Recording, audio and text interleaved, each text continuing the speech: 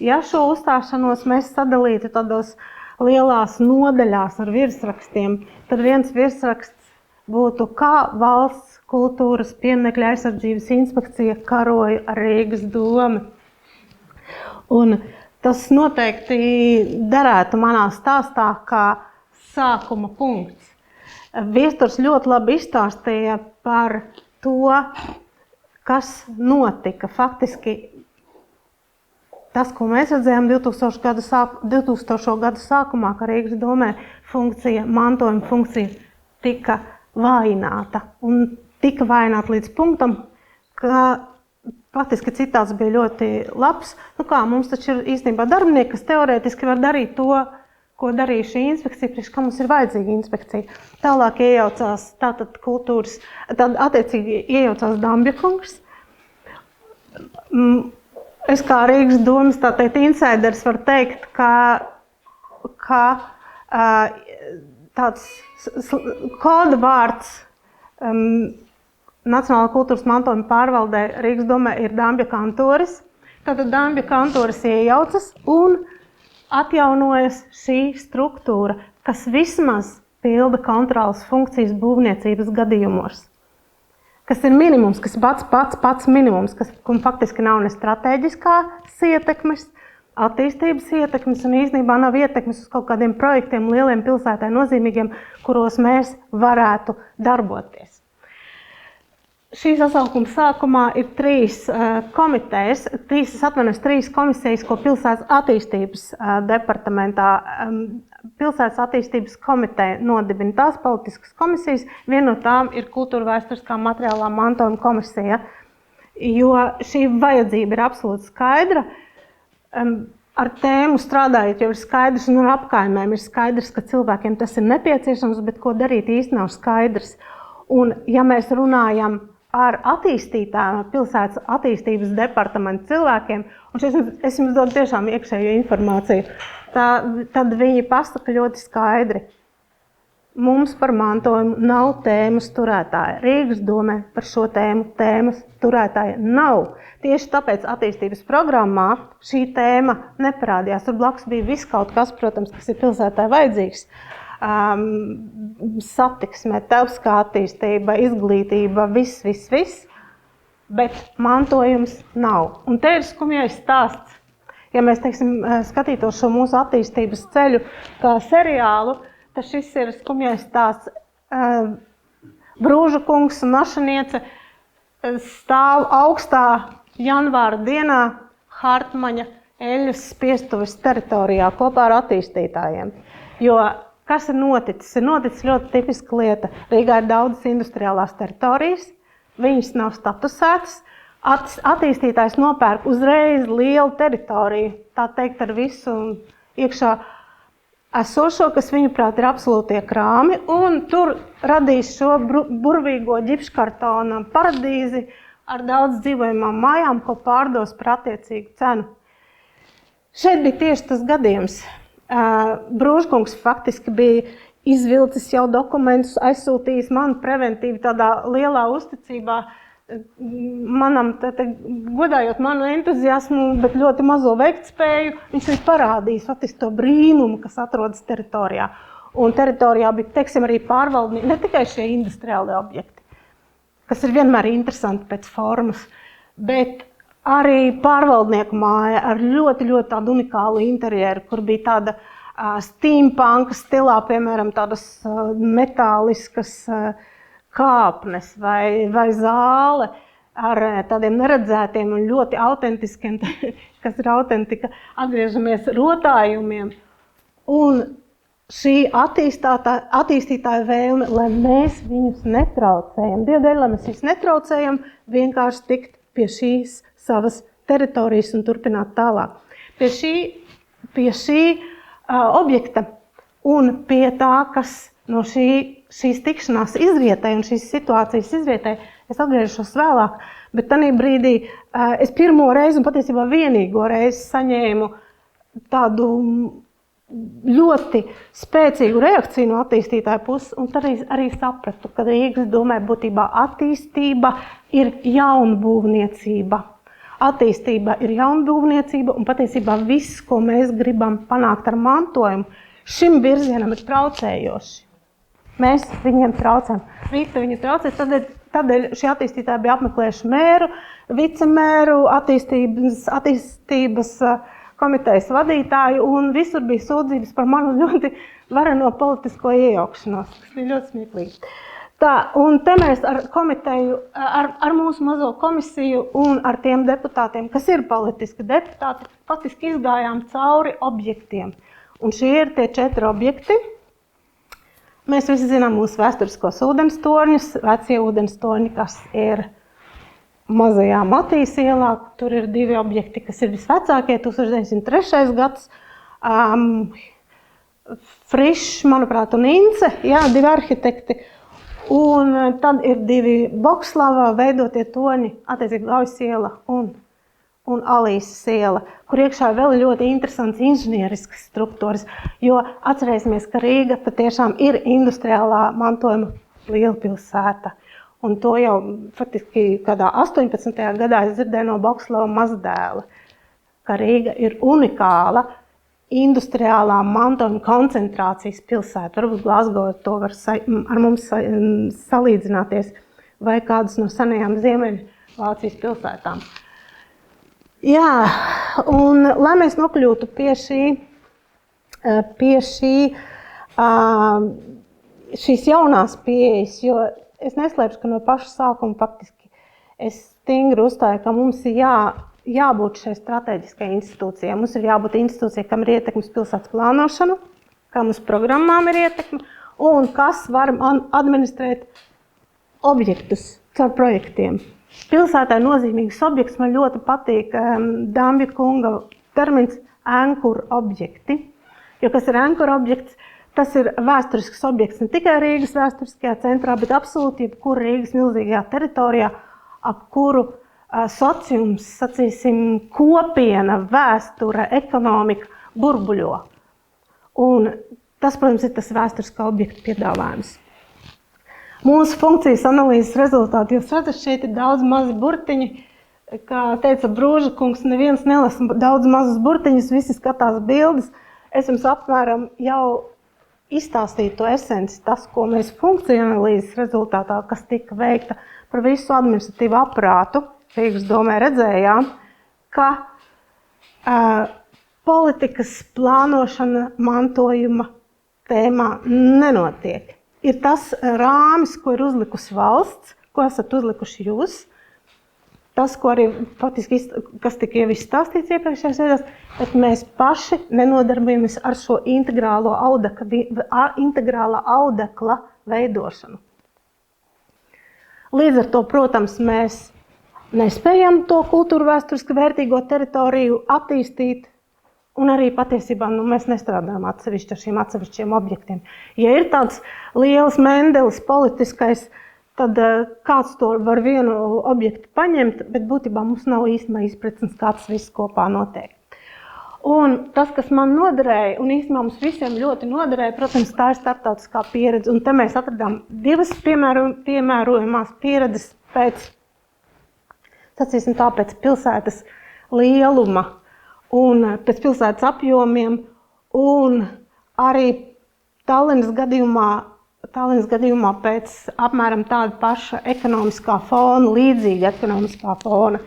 Un mūsu konsultanti tātad bija Oslo un attiecīgi Tallina. Ļoti noderēja arī Hertogenbošas pieredzi, jo viņi strādāja jau lieliem objektiem, un Hertogenboša ir pavisam maza pilsētiņa Nīderlandē, kura viena objekta attīstīšanā piesaistīja 19 fondu iespējas. 19 fondu iespējas.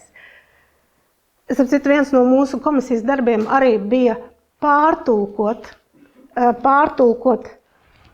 tās iespējas, kas ir samos kultūras, attiecīgi gan reģionālās, kā varam valsts attīstīt, varam un kultūras ministrijas pāraudzībā administrēšanā esošos fondus, kā mēs viņus varam pārtulkot mantojuma vajadzībām. Jo tas bija tas, ko mums konstanti arī attīstības departaments stāstīja. Naudu mantojumam neviens nedod. Bet mēs tādā pašā laikā redzam, ka Latvijā šādi objekti ir attīstīti, piemēram, Bauskas pils jau minētā. Kas tā ir par naudu? Tā ir Reģionālās attīstības fonda nauda. Nu, lūk, šeit ir, arī te ir viens elements, pavisam tāds ļoti atvainojos par atšķirībā no, kā var teikt, jūs teicāt, Šulckungs lieto terminu ātrais intelekts. Stāstā par Rīgas pašvaldību mēs varam lietot lēnais intelekts, līdz ar to man tādi rupji elementi, bet šie elementi parāda to, ko es gribēju redzēt no biroja. Birojām vajadzēja būt tiešā pakļautībā pilsētas attīstības departamenta direktoram, nevis kaut kur noraktam hierarhiskajā sistēmā. Ideāli būtu, ja viņš vispār būtu tā kaut kā taisno izpildu direktoram pakļauts. Un te ir Oslo sekmju kritērijs, arī Oslo ar visu to, ka mums patīk ļoti tos rietumus apbrīnot. Oslo uzsvēra, ka viņi ir rūpīgi gadu desmitiem urbuši cauri attīstītāju smadzenēm. Un viņu viens no virzieniem ir industriālais mantojums.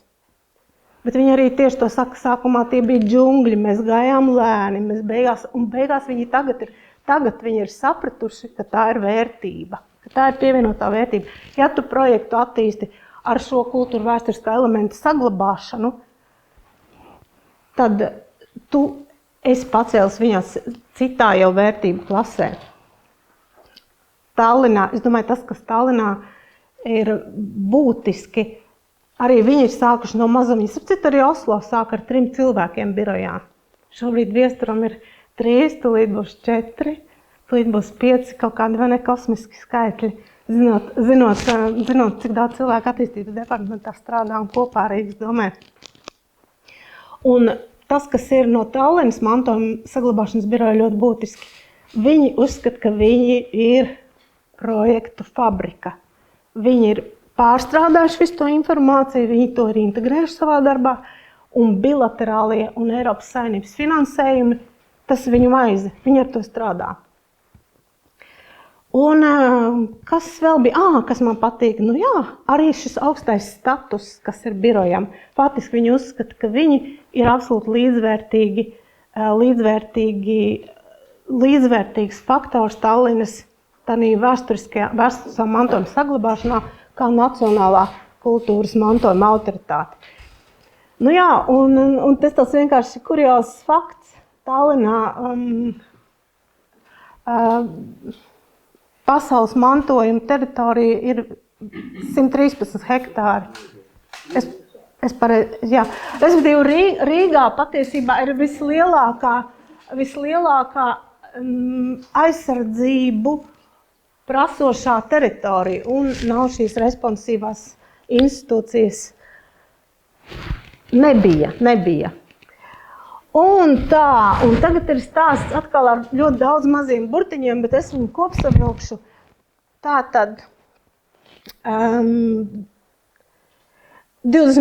gada beigās mēs jau likām priekšā izveidot kultūra vēsturiskā materiālā mantojuma biroju un faktiski 23.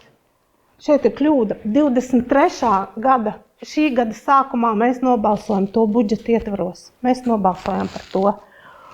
Es esmu ļoti pateicīga, ka Brūža kungs ar visu savu ekspertīzi un pieredzi ir piekritis šajā eksperimentā biroju vadīt. Un mums, kas ir būtiski, lai funkcija ietvarā būtu ļoti cieša dalība politikas plānošanā, es faktiski atļāvos arī nolikumu rakstīt, bet to nolikumu, protams, pilsētas attīstības departaments pārveidoja, jo viss ir kompromiss, bet kompromisā mēs nedrīkstam aizmirst to galveno kustību. Tālāk ir atsevišķi objektu un programmu projekti, šeit arī investīciju priekšlikumi. Tas ir tas, kas mums būs nepieciešams, jo tagad no situācijas, kurā nav tēmas turētāji, šiem objektiem, kas mums ir būtiski, būs tēmas turētājs. Būtiski arī finanšu pārvalde, programmu ietvarā un starptautisku investīciju finanšu piesaiste. Tas, ko mēs gribētu, protams, lai arī būtu izpētes programmas, ko administrētu šis birojs. mantojuma struktūra šobrīd ir pozicionēta augstu hierarhiskajā attīstības tēmā. Tā ir pakļauta tieši direktoram. Es pareizi saku, Brūžkungs, ja? Jep, direktoram. Un pēc būtības mēs mēģinam iet tādā virzienā, ka mantojums ir līdzsvarā ar jaunbūvniecību, vai tas reāli ir panākams pie tā attīstītāja spiediena, kas reāli šobrīd ir Rīgā, es nezinu. Bet tas ir tas, ko mēs arī mēģinām visu laiku pilināt. Nu jā, tātad mantojuma birojas ir apstiprināts, birojas strādā pilsētas attīstības departamenta tiešā pakļautībā, izstāstīju arī par darbiniekiem, un tas, kas ir vajadzīgs, protams, tā ir biroja augšana, tādā virzienā, kas tuvinātu to gan jau Rīgas pieminekļu inspekcijas tādai bagātajai pagātnē, kad reāli faktiski varēja strādāt ar atsevišķiem objektiem, gan arī pacelt augstākā pakāpē klātbūtne pilsētas plānošanā. Un atgriežoties pie sākuma, tikai tagad, tā kā mums ir lēnais intelekts un ātrais intelekts, tikai tagad ir kolēģi administrācijā faktiski piezemējušies un pēc ilga darba sagatavojuši tādu normatīvo paketi, kuru mēs lietosim sadarbībā ar attīstītājiem, kur notiek šī kustības maiņa attīstības departamentā no departamenta kā attīstītāja pasūtījumu galda, kur attīstītājs atnāk un saņem to, kas viņam ir vajadzīgs, kuri mēs kā sabiedrība un kā pilsēta uzstādam tos nosacījumus, kas ir mums būtiski. Jo atgriežoties pie stāsta par Hartmaņa eļļas spiestuvi, ļoti varonīgi Brūžakungs un Bēlertes kundze cīnījās tiesā, bet viņi bija tie baltie bruņinieki, ar attīstītājiem šī gadījumā, bet viņi bija tie baltie bruņinieki, kuriem nebija ieroču. Šie normatīvais virziens arī ir saistīts ar šī biroja darbību. Mums jāiedod cilvēkiem ieročus, lai viņi var šim ļoti spēcīgajam attīstītāju lobbyam pretoties sabiedrības interesēs, vēstures interesēs, pilsētas interesēs. Tas no manis ir viss. Tas man vairāk bija arī Šulc kungam vairāk par nākotni. Tā bija vīzija, atmiņas par nākotni. Bet es ceru, ka mums šī iespēja ir. Protams, vienmēr ir šīs, kā var teikt, politiskās fluktuācijas, jo tikpat labi var būt notikumi, kas atkal politiski pagriezīs to tikai naudas interesēs, pilsētas eksistences tikai naudas interesēs, attīstības interesēs. Es ļoti tā atklāti runāju. Bet ir ļoti svarīgi, tāpēc šī laikā paspēt tik, cik mēs varam paspēt. Un paldies visiem, kas mums palīdz. Man īpaši gribēju pateikt paldies, ka es ceru, ka mēs vairs neesam tādā fāzē, kad mēs turpinam to nodaļu par kā Nacionālā kultūras mantojuma pārvalde karo ar šausmīgu Rīgas domu, ka mēs esam kaut kādā citā fāzē. Paldies!